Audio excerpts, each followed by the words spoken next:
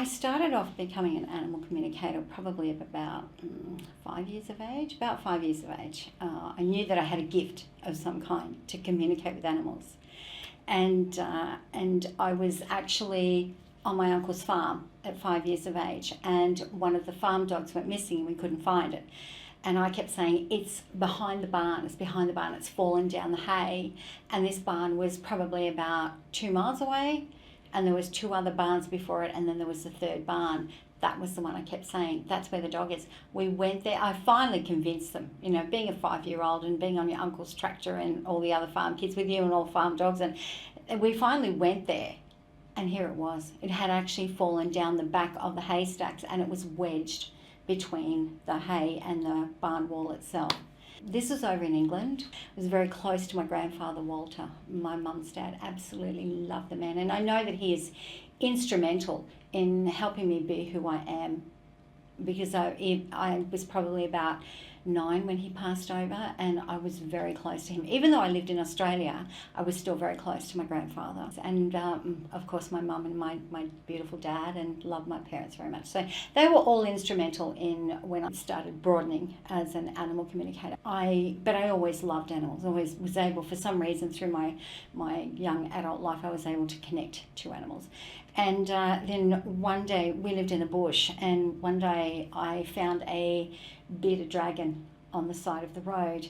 So I took it home, and I rang what was known as Queensland Reptile Park at the time, and that was owned by Bob and Lynn Irwin and Steve Irwin and so forth. And I rang them and I said, what do I do with this lizard? And they said, get super glue and do this and do that.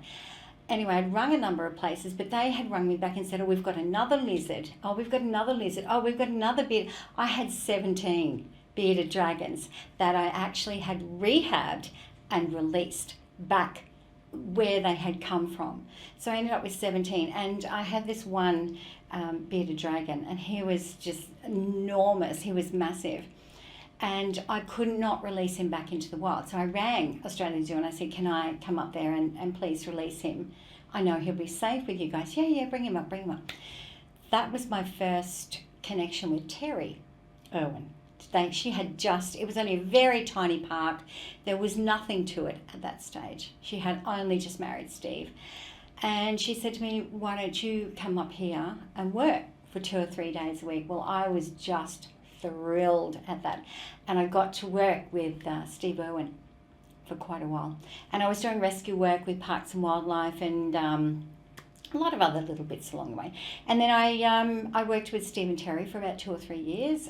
Steve, what you saw on camera is what Steve was. He didn't care about money. He didn't even have a wallet, He just loved the animals, and that whoever has any kind of contact with Steve Irwin knows that rubs off onto you. That preservation, that yearning for peace.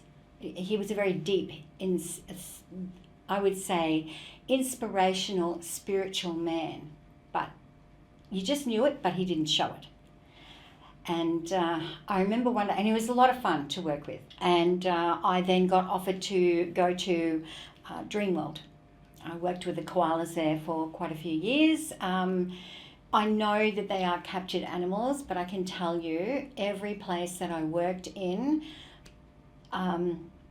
they love their animals. The animals come first. So Dreamworld, I have to give them credit where credit is due, because when it came to their animals, no expense spared. There were massive enclosures. So Dreamworld did do a good job.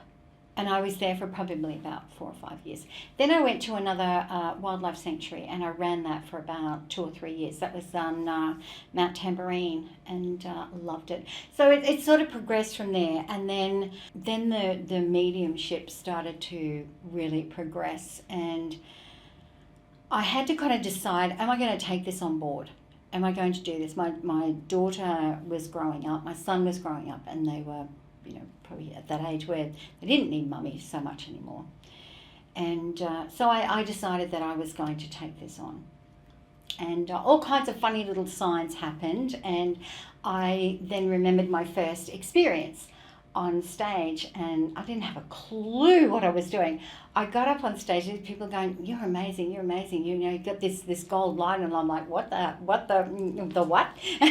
I didn't have any idea.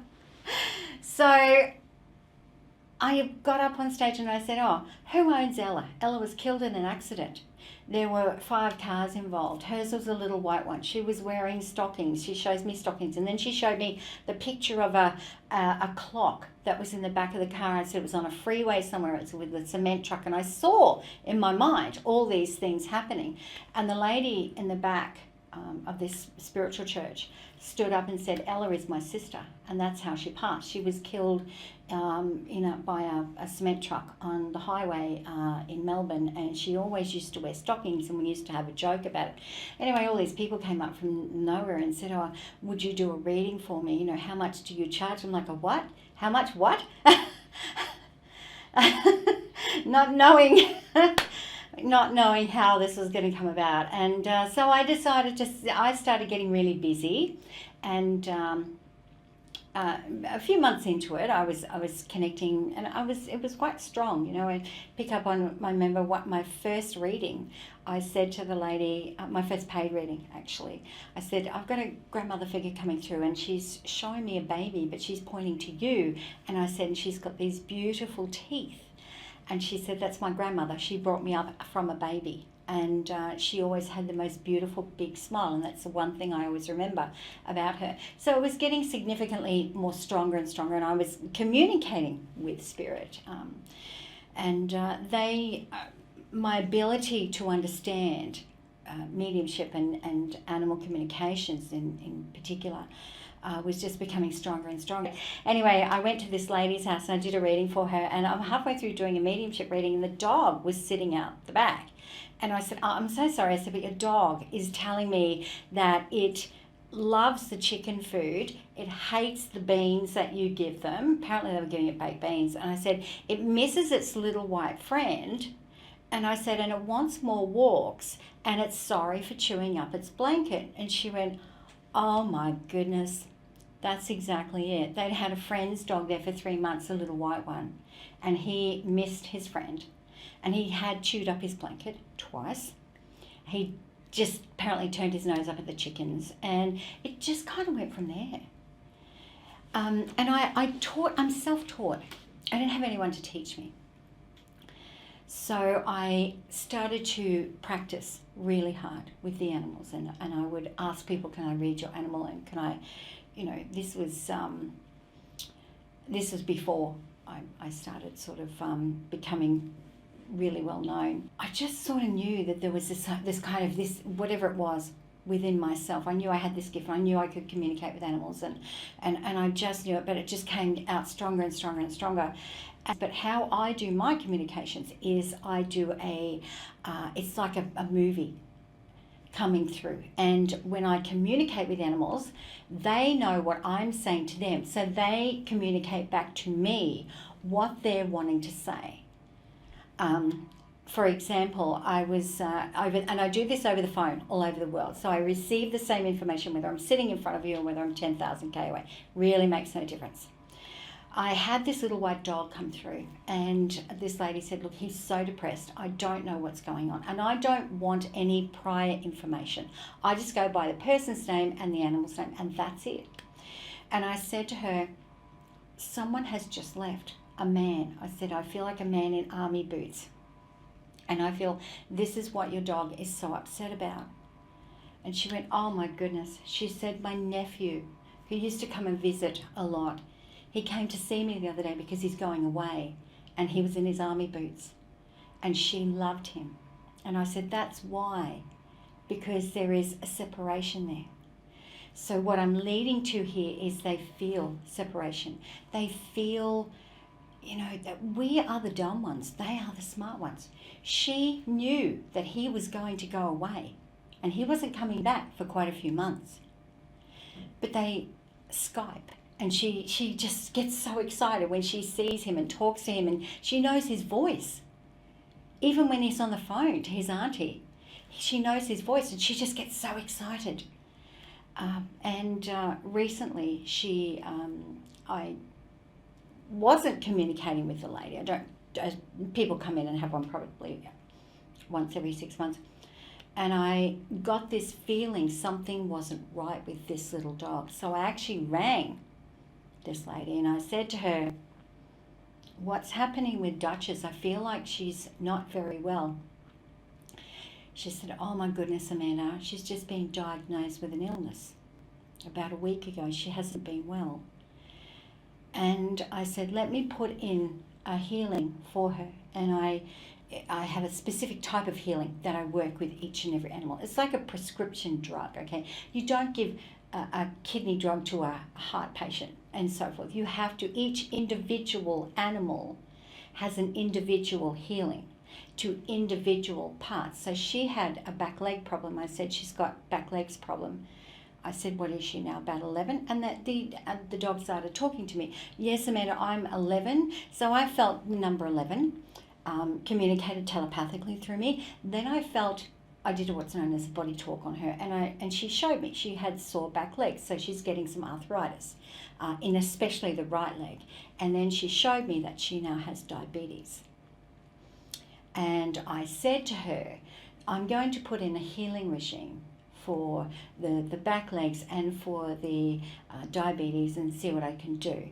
I don't make promises, okay? I do what I can do. And she readily accepted, Duchess, she readily accepted the healing. And I communicated with her, not having to go through phone calls and emails and texts and so forth. I directly communicated with her. Well, her mum rang me. Her mum Liz rang me the other day and she goes, Amanda, thank you so much. Even though she has this, and you know she has, she's so much happier. I have a 57 kilo Mastiff Cross Great Dane. He is a rescue. And he is a big, goofy boy. He loves people. If I love people, he loves people. If you come to my door and ring my bell, he will chew your limbs off and not even give it a second thought because he's a big boy. He's a healer. He's a healer. Russell, my cat, didn't name him, by the way. Russell, he's 2 now. Russell, my ginger cat. He loves to, when people come in and have an actual physical healing or they bring their animals in, and when I do the healings, I don't need to see the person, or I just connect to them wherever they are. Same with the readings and so forth. When I'm on the phone doing a healing, Russell will come in and he will sit on my lap, or people will come in and have a healing and he sits across the back of the healing chair. It's a big recliner that people sit in when they're having healings. And I put their pets in them, or it's a beautiful healing chair. He will sit across the back. I have photos of him. I have a Buddha in my lounge room. I have a picture of him sitting regally beside the Buddha. I'm doing my daily meditation with my pal. He's a really special little kitty. He's naughty. He's just so naughty. But he's special, and both of these guys were meant to be with me. Animals, if they know you can communicate with them, they love to talk. All animals, not just the domestics. I can think of 2 experiences that I've had with a zoo actually rang me and said to me, we're having trouble with an elephant. Someone suggested this, let's see how good you are. And I said, okay, well, let me communicate with the elephant. And of course, sometimes when you're communicating with one animal, 50,000 others come in at the same time. So I'm trying to block all these giraffes and leopards and whatever else. And they say, me, I want to talk. So funny. And then, so I said, it's not eating. And she said, yeah, you're right. And I said, well, you're feeding it in the morning in front of people. She does not like to feed in the morning in front of people. You need to feed her in the afternoon, close the gates, let her feed in private. Straight away, she started feeding. Another one more recently is with the Olympic horses. A lady had a reading with me on 5 of possible Olympic horses. and they were all different personalities, and they all had their say. The most predominant one, the strongest of the females, who they all respect, they stood back and let her come through first. So she chatted first, and then the next one, I had actually a photo of 5 animals, but there was a 6th one that came in, and I said, there's another one coming in, but it's not with this lot. And I said to her, she's saying, what's the go? Why am I not being in the photo? She wasn't there that day. Oh, well, all right. Well, I'll let you go with that one. But, next time take a photo of all 6 of us. And she said, that is so her. That's her. She would be like, how dare you not put me in that photo with the other 5? So that was quite funny. And then there was another one of the dolphins. And one of the dolphins actually came up to me when I was doing the feeding at a local place. And I looked over and she was over it was twilight, so you couldn't really see anything. And I said, this one over here, I said, I feel that there was a severe injury. Like, she shows me shark attack, and then I see her being taken to a place for rehabilitation. They put her in a pond, and they rehabbed her. She said she loved the people that looked after her, and they fixed her up. She was there for quite a long time. They fixed her up, and then they put her, she said, I was swinging in the air, so they lifted her up, put her back in the boat, and then released her. But she wanted me to thank the people. She was actually attacked by a shark, and she had come in and she was nearly dead. So they rang this particular place and said, we have a very, very sick, I'm getting goosebumps thinking about it, we have a very, very sick dolphin here. Can you please come and get it? They didn't think she was going to live, but she did. And she's swimming around with the rest of them now. The animals and the planet are, I feel, as one. They're very associated. And I think if we're going to live in harmony with the planet, with our animals, within ourselves, we do have to make changes. I am a spokesperson for the animals. I'm actually working at the moment with some orangutans. They are amazing creatures. If people could see, if you could take this out of my mind and put it on a film and see what I see, this planet is a beautiful, beautiful place. And we should share it and find another way to make money out of things instead of destroying it and destroying our species, and to the point of absolute extinction. Not just animals are becoming extinct, but plant life. And the world itself is being robbed, and, Mother Earth, sadly. But the animals want to have their say. They are just as much a tenant on this planet as we are. Who do we think we are, coming in and destroying their home? And again, I get the goosebumps because I feel Mother Earth connecting to me. And you don't have to go out and go, I'm an entirely spiritual person. You can just be Joe Blow, that is the accountant down the road, and still love animals and do what you can. The animals, even the domestic ones, they have, they're given to us for a reason, okay? Sadly, some of the animals end up with some very bad owners, and I have communicated with those animals. So how I communicate with the animals is through, it's a purity of my mind. So I shut anything else out. Oh, heck, I've got to pay the gas bill today. I've got to pay the electricity bill. The mortgage is coming up. I have honed my skills over the years. I shut anything else out, and I purely concentrate telepathically to the animals. Anyone can do this. Just practice at it and give yourself the time. I suggest to people, you sit down with your animal and you just let it be. Let them know that you are open to this. Sit down, shut everything else out. Okay, nothing else matters. There's nothing else in your mind except, I want to communicate with you. And this is how people are starting to understand their animals. They're beginning a process of making that connection with them. And some of my clients have come back with the most profound things. One client in particular, she started communicating with her cats, and they told her that this lady that comes over, Mummy, she's got like a bad smell in her breast in this area. Anyway, so she told this lady, she said, my cats are telling me that, like, through the pictures, the cats came through and showed her a picture after the lady left. And it turned out that the lady had breast cancer in the right breast. And it was so small, they only found it just. But they found it quick enough for her to then be able to have an operation or get it removed. And it saved her life.